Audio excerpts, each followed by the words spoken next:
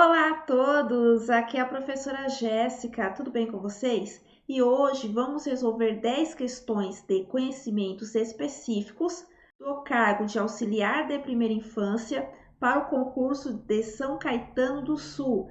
Antes de mais nada, se você é novo ou nova aqui no canal, inscreva-se, deixe o seu like e compartilhe o vídeo para o conhecimento chegar a mais pessoas. Além disso, eu tenho as minhas apostilas para São Caetano. Tenho para o auxiliar de primeira infância, valor R$ 20.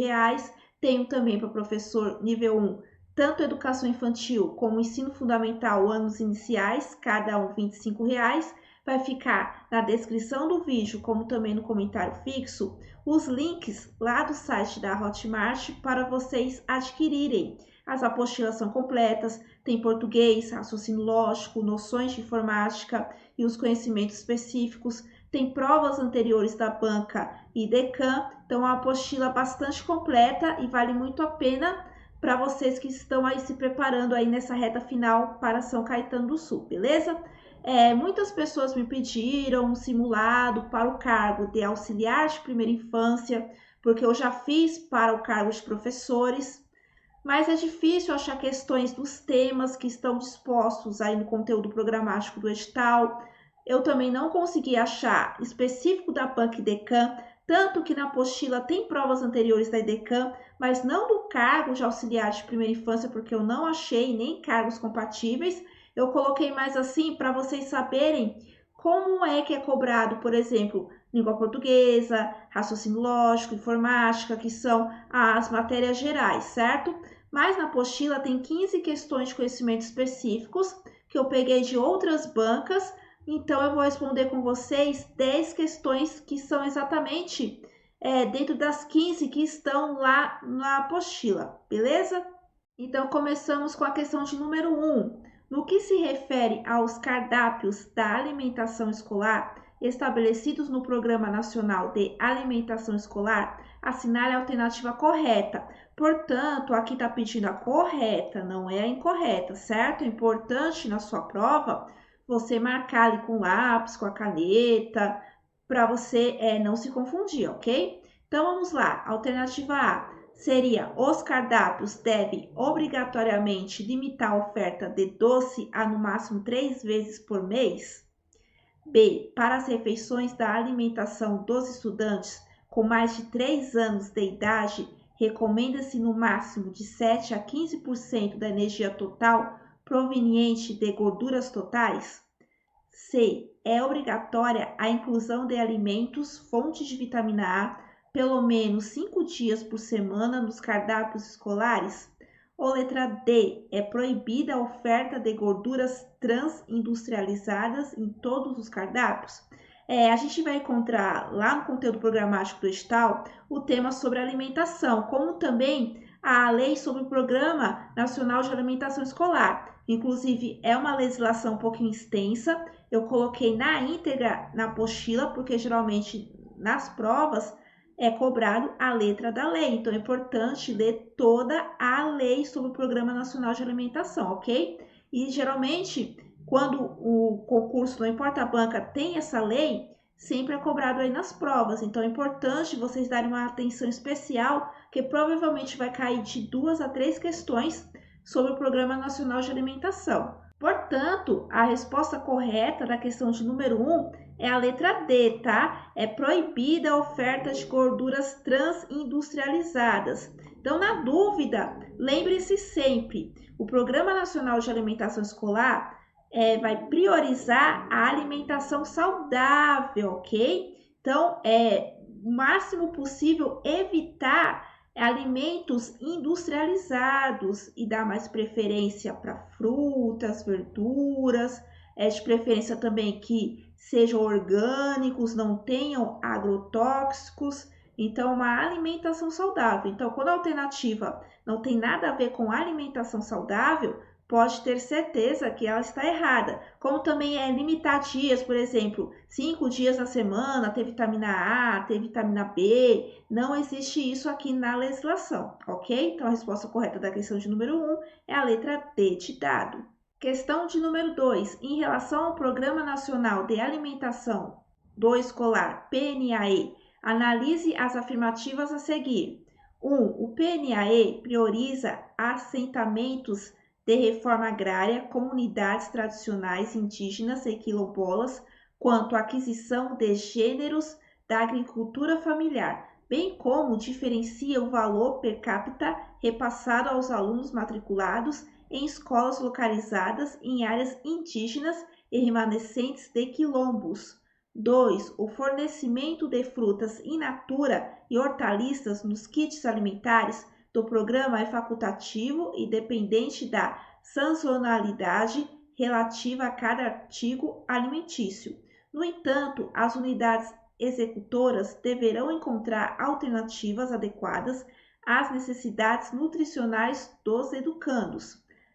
3. A partir do ano de 2023, o PNAE iniciará o processo de monitoramento in loco por amostragem nas entidades executoras e ou unidades executoras, de acordo com os critérios de seleção indicativos de gestão positiva e negativa do programa através do aplicativo PNAE Monitora, visando corrigir possíveis distorções, aprimorar a gestão e subsidiar a sua avaliação. Está correto que se afirma em, geralmente, apesar dessa questão não ser da IDECAM, a IDECAM gosta de formular questões com afirmativas 1, 2, 3 e depois você tem que ver se as afirmativas estão corretas ou não.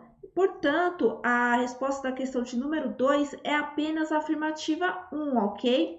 Priorizar os assentamentos, principalmente aí nas comunidades quilombolas, indígenas. Então, se for o caso, a unidade escolar fica numa região que tem reservas indígenas, quilombolas, ou é uma área rural, priorizar a produção desse pessoal da comunidade. Então, sempre essa comunidade será priorizada na aquisição de alimentos para fornecer à unidade escolar, ok? As outras alternativas estão incorretas. Por exemplo, a 2, fornecimento de fruta in natura apenas facultativo, dependendo da sazonalidade.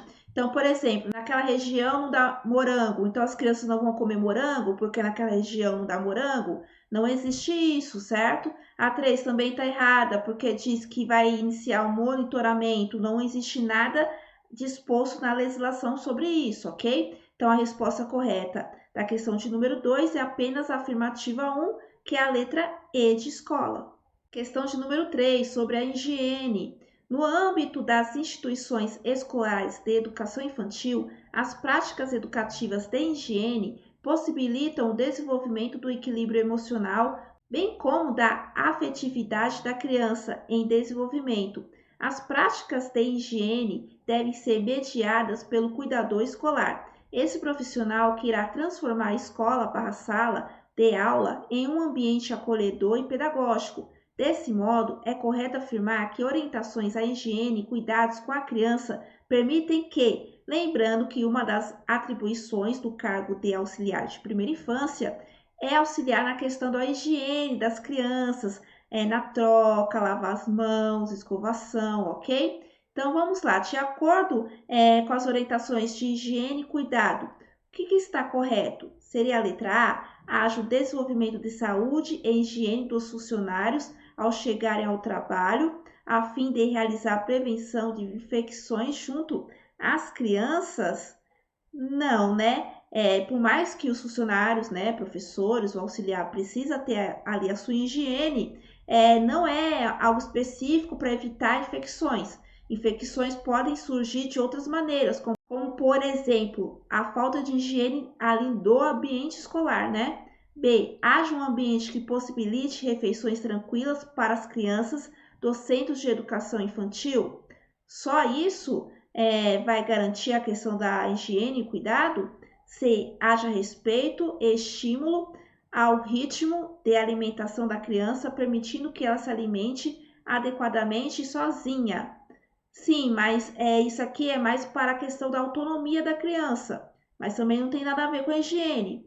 D. Haja o cumprimento de ações educativas pedagógicas higiênicas, visando desencadear hábitos de saúde necessários para o desenvolvimento social da criança. Portanto, a resposta da questão de número 3 é a letra D de dado, é a mais completa, é a que mais fala sobre a questão do desenvolvimento pedagógico da higiene junto às crianças, certo? As outras alternativas, elas não são completas ao falar de como o educador vai promover um ambiente higiênico e de cuidados. Então, a mais completa é a alternativa D de dado. Questão de número 4. Analise o caso a seguir. Paula gosta muito de criança e por isso quer ser monitora de uma creche. Ela acredita estar preparada para cuidar das crianças, pois já tem boas noções de higiene, paciência para dar comida e saber acalmá-las na hora de fazê-las dormir. No que se refere às relações de cuidado, é correto afirmar que Paula está certa, pois para bem cuidar, basta manter a criança limpa e alimentada. O cuidar é só alimentar e limpar? Não tem o afeto, por exemplo, e também a parte pedagógica da aquisição da autonomia, da brincadeira, da linguagem. Tá incompleta essa alternativa. B, equivocada, pois a criança não deve dormir na creche. Eu não sei como funciona na Prefeitura de São Caetano, mas na maioria das prefeituras não existe mais na creche o horário de sono como tinha antigamente. Porém, se a criança quiser dormir, principalmente naquelas redes no qual o atendimento na creche é de período integral, uma hora a criança vai ter sono. Então, a gente não pode impedir o sono da criança, certo? C. Certa, pois para cuidar de crianças basta gostar e ter paciência. Certo, gostar, ter paciência, tudo bem. Mas se eu não tenho um mínimo de noção de como funciona a escola, de como funciona o desenvolvimento das crianças, será que eu vou conseguir atender elas bem? Por mais que eu goste de criança? Fica a reflexão, né?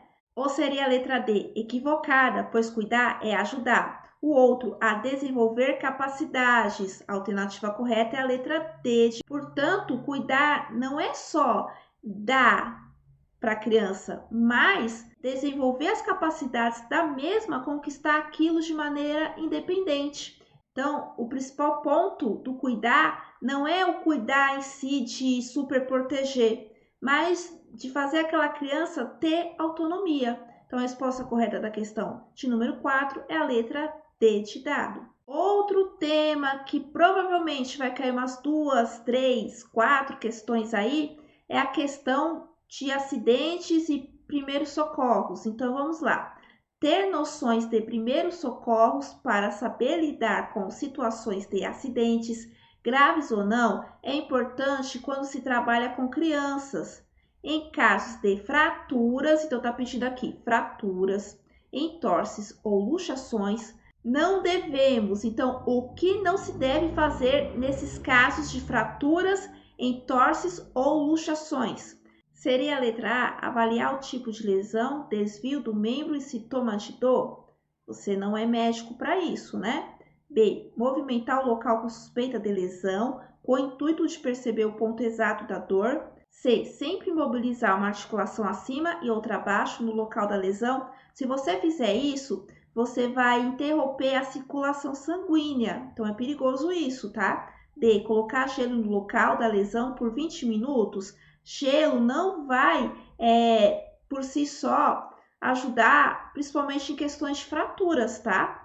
Pode ser até um alívio para uma luxação, para uma entorse, mas para fraturas não. E deixar a criança com o membro elevado, isso pode fazer piorar a situação. Portanto, a resposta certa é a letra B. Movimentar o local com cuidado para ver exatamente o ponto exato e naquele ponto fazer a imobilização, ok? Até chegar ao socorro ou a criança chegar ao hospital, certo? Então, a resposta correta da questão de número 5 é a letra B de bola. Questão de número 6. Vicente foi vítima na escola de um trauma ocular, ocasionado por um corpo estranho que entrou em seus olhos. Em relação às suas noções de primeiros socorros, analise a situação e marque a alternativa que não deverá fazer. Então, aqui está pedindo que não é para fazer no caso de um trauma ocular nos olhos da criança. Seria A, permitir que a criança seguidamente esfregue os olhos?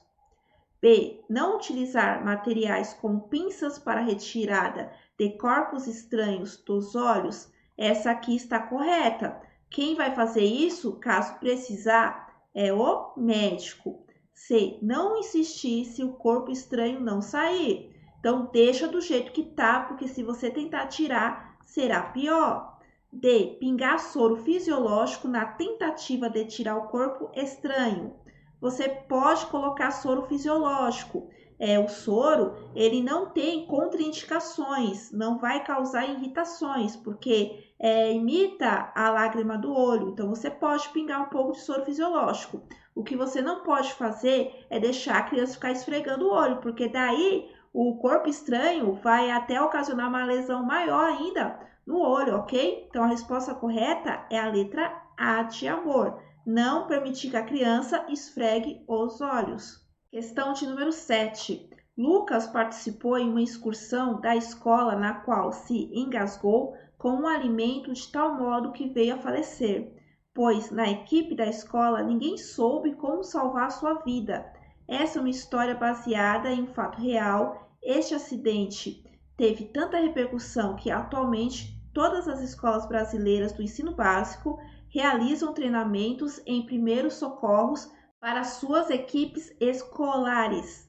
As noções de primeiros socorros orientam que, quando se está em um local distante do serviço de emergência, no caso de uma criança se engasgar, estando ela consciente e em fase de parada respiratória, para salvar sua vida é necessário. Então, o que deve ser feito para salvar a vida de uma criança que está engasgada, com princípio de parada respiratória? Seria a letra A, enfiar 2 dedos na garganta da vítima para retirar rapidamente o alimento? Vai piorar a situação. B, colocar a vítima de cabeça para baixo e sacudi-la repetidamente? Não, você não vai fazer isso, não é um boneco, tá? C, bater fortemente nas costas da vítima até que cuspa o alimento? Também isso não vai adiantar. Ou seria a letra D, realizar a manobra adequada de desobstrução da via aérea? A mais coerente é a letra D, ok? Realização da manobra, que eu vou até mostrar aqui que tem aqui na apostila. Aqui na apostila eu trago vários exemplos de possíveis acidentes que possam ocorrer aí no cotidiano da educação infantil. Então, na questão do engasgo, o que pode ocasionar engasgos, como identificar que a criança está engasgada, o que não deve fazer, igual nas alternativas, como chacoalhar a criança. E a manobra que você deverá fazer é vir por trás da criança, na boca do estômago, fazer esse movimento, igual a moça está aqui fazendo na imagem, e dar uns soquinhos até o alimento ser expulso ali da boca da criança, ok? Então, é essa manobra que você vai fazer, ok? Nos casos aí de engasgo. Questão de número 8. Agora, da 8 até a 10, vamos entrar em temas mais administrativos, certo? Os primeiros foram mais voltados para o cuidado das crianças, mais as atribuições do cargo em si. Agora a gente vai ver alguns temas que estão relacionados ao serviço público em si. Então, não basta saber cuidar das crianças, é a parte ali de noções pedagógicas, higiene, primeiros socorros. Também será cobrado de você, inclusive tem sistemas no conteúdo programático, questões de como se portar numa repartição pública, certo? Então vamos lá, questão de número 8. As pessoas estabelecem relações entre si no dia a dia, através de trocas, comunicações e contatos, interagindo uns com os outros nas mais diferentes situações. Essa afirmativa diz respeito ao conceito de: seria a alternativa A, inteligência emocional, B, relações interpessoais, C, competência interpessoal ou D, desenvolvimento interpessoal? Quando a questão fala da questão da relação, troca, comunicação, eu estou falando de relação. relações. Então, é a alternativa B, relações interpessoais. Você não precisa ser amiguinho de todo mundo, mas você precisa ter ali um bom ambiente, falar bom dia, boa tarde, boa noite, ser respeitoso com todos, manter as relações interpessoais. Então, a resposta correta da questão de número 8 é a letra B. Questão de número 9. No ambiente de trabalho, há atividades pré-determinadas a serem executadas de modo coletivo e é nesse cenário que as relações interpessoais desenvolvem-se decorrentes do processo de interação. Sobre o relacionamento interpessoal no ambiente de trabalho, assinar a afirmativa incorreta. Então, aqui está pedindo o que não deve ser feito nas relações interpessoais aí no ambiente de trabalho, principalmente na repartição pública. Seria a alternativa A maneira de lidar com as diferenças individuais pode estabelecer um clima harmônico entre as pessoas e tem forte influência sobre o trabalho em grupo. Essa aqui está correta, não é incorreta. Então, por mais que o meu pensamento não seja igual ao colega, eu preciso ter respeito à opinião de todos para poder ter um clima harmônico. B. As pessoas devem evitar a interpretação das ações do outro segundo suas próprias normas culturais. Essa também está correta. Então, por exemplo, questão de religião, eu sou da religião A, fulano é da B, eu vou brigar por causa disso? Eu sou do partido A, fulano é do partido B, vamos brigar por causa disso? Não, né? C. O elemento cultural com diferenças de valores pode gerar conflitos, correto? Quando a gente está em um lugar com várias culturas, com vários pensamentos, valores e atitudes, podemos ter conflitos, isso é verdade. Mas a gente precisa ter discernimento para respeitar os valores de cada um, mesmo que esses valores não sejam os nossos, né? E a letra D, o clima organizacional é um elemento insignificante para o desenvolvimento de relações interpessoais? Essa aqui está errada. Insignificante, jamais. Pelo contrário, é o principal ali para se ter um bom ambiente de trabalho.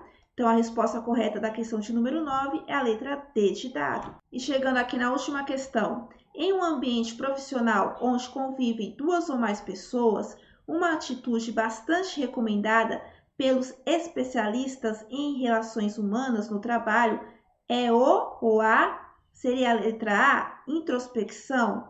Então, você vai ficar tímido, não vai conversar com ninguém? Não, né? B, especulação, fofoca? Também não. C, amizade. Ou D, individualismo. Então, eu vou fazer o meu e o colega, problema dele, para não falar outra palavra aqui? Também não. Então, a alternativa correta é a letra C. Quando eu falo amizade, é amizade profissional. Não precisa ser, tá na minha casa ou tá na casa da pessoa, mas ter ali a amizade, pelo menos no local de trabalho. E se caso ocorrer uma amizade fora do ambiente de trabalho, daí é uma consequência, ok? Então, a alternativa correta da questão de número 10 é a letra C de casa. E aqui encerramos o simulado. Muitas pessoas estão em dúvida, não estão fazendo questões para o cargo de auxiliar de primeira infância porque não acham questões. Então, uma dica, principalmente sites como que concursos ou PCI concursos que dá para baixar provas anteriores, pega de outras bancas, pega de outros cargos, mas que o tema é parecido. Por exemplo, a questão 10 é de um cargo de almoxerife, mas o tema é igual ao tema disposto ali no edital de São Caetano. Então, faça esse exercício para poder fazer as questões. É importante fazer questões para poder fixar aquilo que vocês aprenderam na teoria. Então, a dica que eu deixo aí para o pessoal que vai fazer a prova de auxiliar de primeira infância, para estudar por questões, ok? Relembrando que muita gente que vai fazer o cargo de professor vai fazer também de auxiliar de primeira infância, é só 30 horas semanais, o salário, juntando o salário mais a bonificação, tudo dá para tirar mais ou menos 3.300, então tá ótimo pela carga horária. Se você puder prestar os dois, faça. porque é uma chance, se você não for tão bem assim no cargo de professor, não passar, tem esse de auxiliar de primeira infância, ou você que ainda está na faculdade e acha que não vai dar tempo, faz esse de auxiliar, porque você já vai ter ali uma experiência ali no ambiente escolar. E lembrando que as inscrições para o concurso de São Caetano do Sul vão até essa semana, dia 5 de outubro. Inclusive, eu vou deixar na descrição do vídeo o link para fazer a inscrição, beleza? Bom, eu espero ter ajudado. Até a próxima. Tchau!